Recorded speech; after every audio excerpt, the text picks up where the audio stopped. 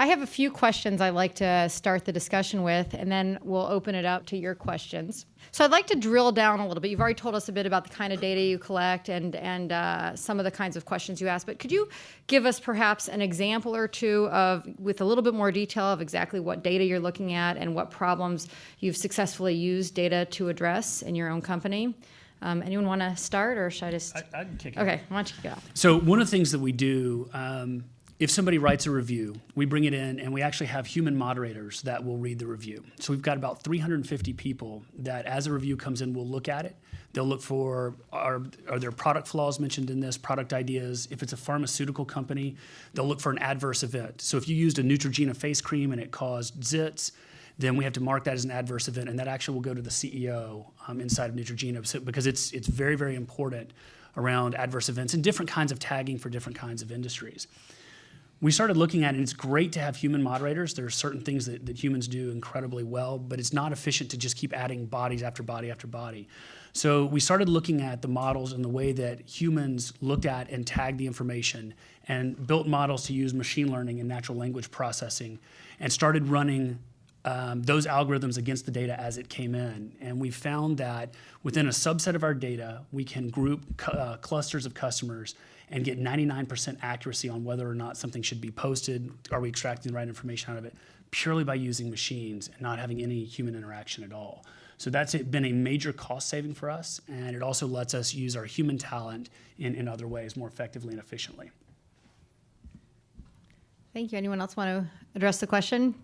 Talk about a few different kinds of data that we look at. One thing is, as I talked about, we collect publicly available market data.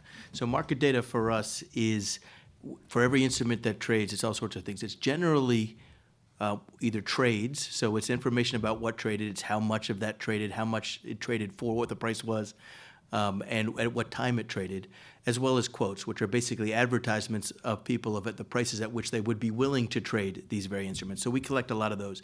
And for a very active instrument, we may have thousands of changes in trades and quotes per second. So it's a very large data set. We collect it for tens of thousands or hundreds of thousands of instruments around the world, and it adds up very quickly to very many, hundreds of gigabytes per day and terabytes per week.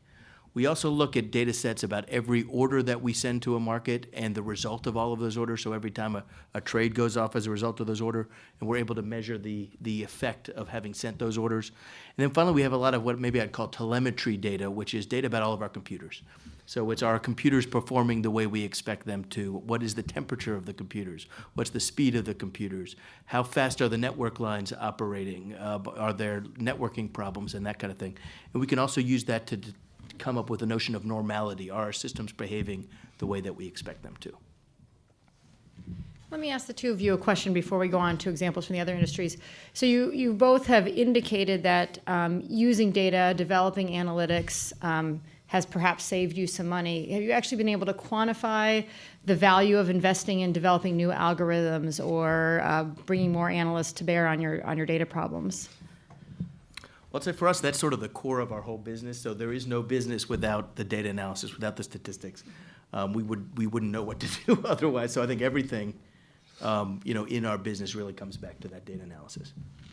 So some of the stuff we've actually been able to quantify it in human headcount that we didn't have to hire, and we're deployment of resources. But then also we have new offerings, new product offerings around predictive analytics. It's amazing. As you go and look at reviews and you cross different sites, the information we can track about a consumer, their patterns, and then start building predictive models on what they will buy. If you have that information, you can provide that to a retailer for advertising or various different things. They will pay big dollars for that kind of information. So we've created whole new product offerings off of that, which are very lucrative for the organization. It's purely done off the analytics. Right. Charles, do you want to give us an example of data problem? Sure. So our analytics are the heart of the work that we do as well. We generally start an engagement with a college or university by kind of taking a snapshot of all of the historical data they've got, student information system data, learning management system data, information really data that sort of tells a story about all the students that have attended that institution, the decisions that they made, the decisions their faculty made and that advisors made, and which of those led to good outcomes and which led to bad outcomes. We split that into kind of training and test set. And then we use that data to build an individual sort of student level risk prediction that is established on the first day of the course. So we're essentially able to predict with a pretty high level of accuracy any given student's likelihood of successfully completing any given course they might attempt at that institution. And then, as you would expect, that prediction gets more and more accurate throughout the term as we have more information about how they're engaging and what the intersection of their background and level of academic preparation plus the degree to which they're engaging and the way that they're engaging with that course suggests about whether they're likely to complete it or not. Obviously, the important next step to that then is what do you do about it? And the 1% change in their persistence rate term over term can have $1 million a year financial impact and a dramatically bigger impact when it comes to the sort of credibility and reputation and student stories that institution's able to generate. So we tend to think about it more from the perspective of improving student outcomes rather than creating headcount efficiencies at the institutions we're working with. Thank you. Yeah, given the very intense focus here at UT on trying to increase four-year graduation rates, that's trickling down. I can see why that could be a very high value. Yeah, it's a similar dynamic across the country right now. Yeah, thank you. Liz, do you want to share an example? Great. So Austin Energy has a goal of 800 megawatt savings by 2020, and that's basically calculated to represent a power plant. So my group's primary goal is to make sure that we save energy so we don't have to build another power plant, which for a lot of people is kind of counterintuitive because we're an electric company, but we want to save energy. But it costs a lot more to build a power plant than it does to save energy. So that's our goal.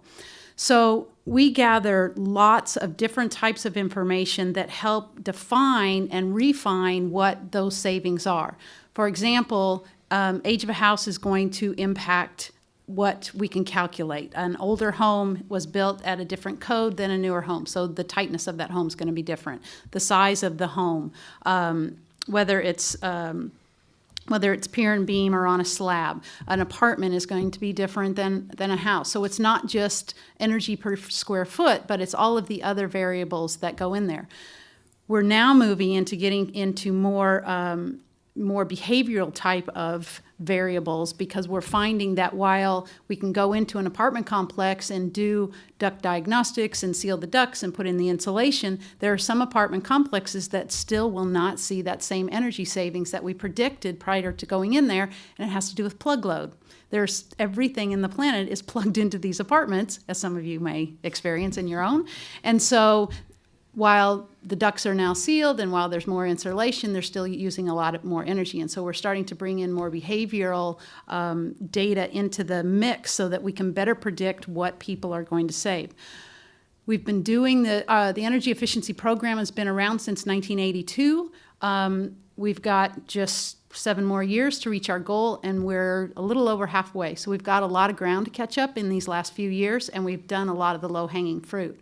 So what we've got to do now is go back to those models that we first built and refine them so that we make sure we're not leaving any savings on the table, and that as we're addressing code changes and that we're addressing technology changes, we're still capturing all of that energy. Do you actually use the behavioral models to try to focus behavioral interventions, so try to get people to unplug, et cetera? So we're actually going to do that this summer. It's we've got a really great test model going on this summer with our customer assistance program. So our customer assistance program assists people that are in the low and limited income groups, assists them with their utility bills. So this program will run people through an educational program before they go through their weatherization. And we've got several different groups that will get different levels of education from none to a very complex education program with a lot of follow-up to see if a standard weatherization can be impacted by behavioral education and behavioral modification. Thank you. Steve, would you like to bring us home? Sure. So with Freescale, the data's a little bit different, right? Because we're not looking at behavioral data. We're not trying to sell our data. We're looking at electrical measurements that are coming off of a reasonably high volume of independent, discrete chips, and so where we find efficiencies and also where we quantify our ROI is in what improvements we can see in our actual product. Right. So the biggest focus that we have is to improve the yield of our devices, to tighten those distributions. And with the number of parameters that we have and the number of different types of chips that we measure, no person can go and look at all of the different things and find the thing that's interesting. And so what we've automated is clustering algorithms, regression algorithms to try and identify what are the interesting correlations that seem to be showing up in the data that might lead us to an improvement in that yield, that eventual device performance. And like anyone, especially anyone who's ever been in an engineering program, knows that correlation has nothing to do with the actual cause of the event. But once we find that correlation, then that's where we can give that to the engineer, and the engineers can go look at the design of the chips, the types of tools that it's being manufactured on, the conditions of the process, and they can find what the cause of that correlation is and what the cause of that variation is, so that they can go improve those devices and stop an excursion.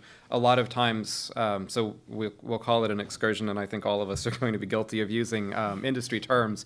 So when something happens that we didn't expect and it's going to cause a fairly significant dollar loss, the sooner we can catch that, the better.